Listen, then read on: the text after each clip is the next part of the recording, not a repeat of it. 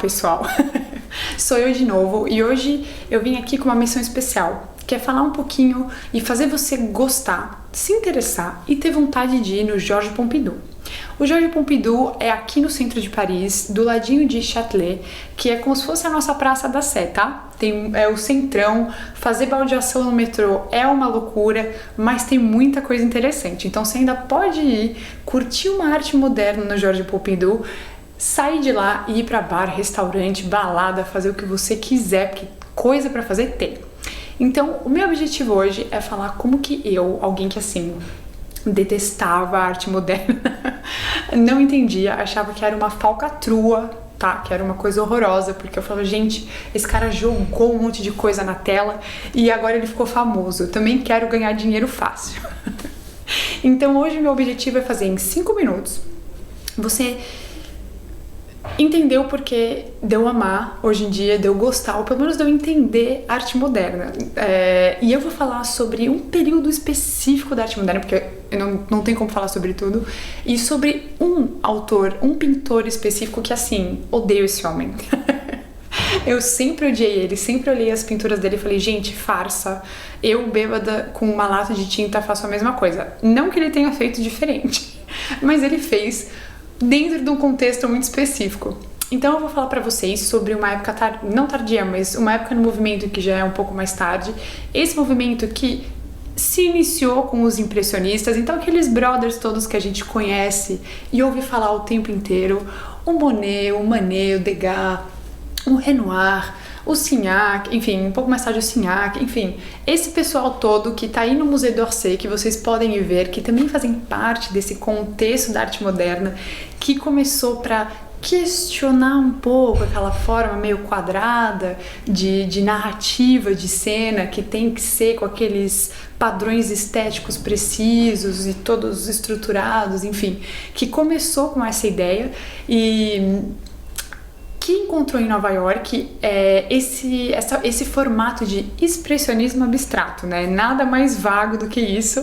E o Jackson Pollock, ele fez parte desse movimento, né? Ele fez parte desse tipo de expressão artística que não tem uma definição muito certa, mas que tem no Jackson Pollock e outros, como Rothko, Mark Rothko, por exemplo, esse tipo essa representatividade.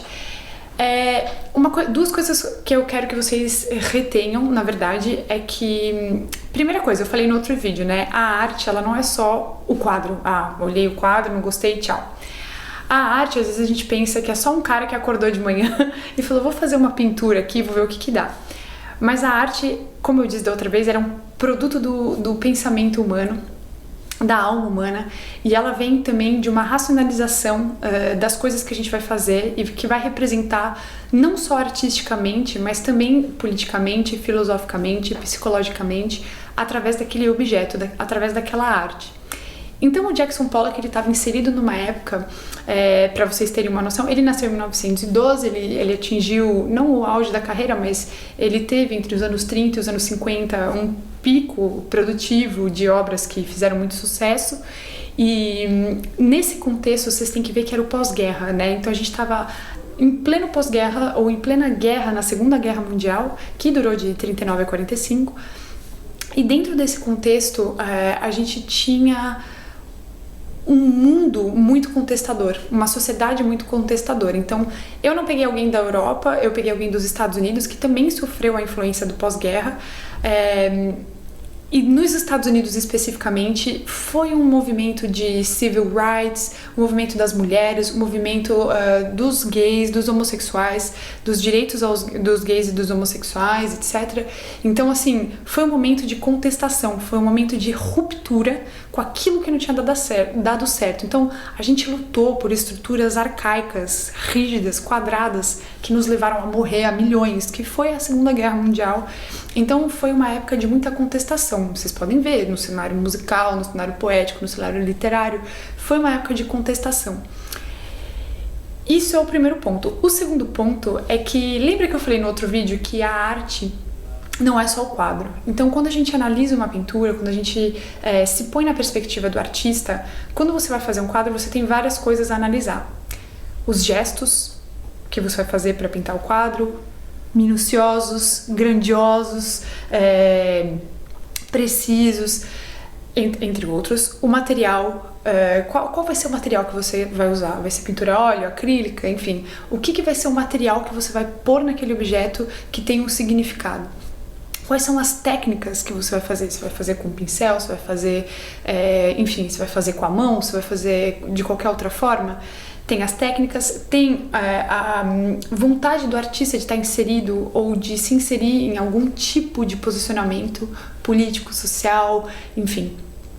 Então, quando a gente analisa uma pintura, você tem que entender, primeiro, o contexto no qual esse artista está inserido e, segundo, o porquê daquelas formas serem daquele jeito.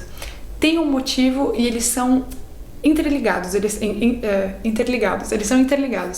Então o Jackson Pollock, nesse mundo de ruptura, de questionamento, etc., o que ele faz? Vai ter uma época da pintura dele. Bom, primeiro que ele já abandona completamente a figura, né? Eu sou uma pessoa figura, amo. Me dá um negócio mastigado, manda pra mim que eu amo. E ele vai abandonar completamente a figura numa fase da carreira dele e só vão ter linhas se cruzando, se entrelaçando. É um emaranhado de coisas naquele quadro. Então ele vai pro abstrato completo na pintura dele e a hierarquia, e ele vai para uma fase desse expressionismo abstrato completo em que a hierarquia, o posicionamento do valor da figura não existe mais. Então, se você pega aquele quadro maravilhoso, todo bem composto do impressionismo, né? Você pega um Manet ou um Monet pintando, por exemplo, uma paisagem da França, do interior da França, né? Você tem a árvore do lado direito, porque ele viu a árvore do lado direito. Você tem os pássaros em cima do céu, aquela perfeição toda, né? Então, ele vai contestar isso, ele vai falar, gente, eu não quero, esse não é o tipo de natureza que eu vou pintar, porque eu não vou pintar a natureza, eu sou a natureza. Então, eu vou criar a natureza a partir de dentro de mim, eu vou expressar a natureza que eu mesmo sou. Então, os gestos dele, ao invés de ser aquela minúcia perfeita que a gente encontra, né, nessas fases todas que sucederam a gente vai ver que ele vai jogar a pintura, ele vai jogar a pintura no quadro, ele vai simplesmente dar zero fucks para onde a figura, porque não existe figura, para onde isso vai cair no quadro. Então a composição dele vai ser completamente diferente, vai ser uma quebra de paradigma, vai ser uma ruptura, vai ser um questionamento. Ele não só vai mudar os gestos, como ele vai mudar também o meio. Ele vai, em vez de usar pincel, ele vai usar uma técnica que chama pouring. E pouring é você pegar um potinho, você pegar a pintura e você fazer assim, né? Ou você vai fazer o dripping, que é você pegar tipo um bastão ou algum outro tipo de material e fazer respingar na tela a pintura. Então ele contesta até mesmo o jeito de fazer pintura, né? Aquele jeito, a precisão do pincel, a precisão da pincelada, ele vai contestar isso e ele vai criar o caos. E a minha interpretação pessoal, na verdade, como que eu trouxe essa arte pra mim? O jeito que eu trouxe essa arte do Jackson Pollock pra mim foi olhando para os meus dias bons e perfeitos, em que eu quero parecer bem para a sociedade, uma menina polida, me inserir na sociedade e ser aceita. Então eu me vejo como um Manet, totalmente polido, totalmente fazendo um estudo da luz. Então eu me posiciono assim, me posiciono assado para ficar melhor, para representar, para fazer um estudo técnico de quem eu sou. E o Jackson Pollock, pra mim, são os dias de fúria. Os dias que eu olho pra sociedade, eu olho pras injustiças, eu olho e eu não entendo. Eu olho e eu falo, gente, esse caos que tá dentro, que tá borbulhando dentro de mim, eu queria mostrar pra todo mundo, eu queria falar, eu também sou caos, eu também tenho essa natureza dentro de mim. Eu não consigo ser Manet o tempo inteiro, eu não consigo ser polido o tempo inteiro. Então, essa dualidade pra mim, dentro de um mesmo...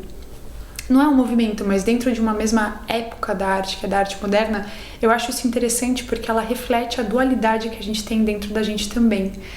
Quando eu olho esse tipo de arte, quando eu olho do tipo 4 pinceladas fortes num quadro hoje em dia, eu falo, cara, é assim que ele tá interpretando, porque esse é o estado de espírito dele. E não é sempre raivoso, é apenas, tipo, questionador. É uma coisa que não é dentro da ordem, dentro daquilo que é esperado da gente. É dentro daquilo que a gente sente. E é por isso que a expressão vem de dentro pra fora, ao invés da impressão, que a gente olha e replica.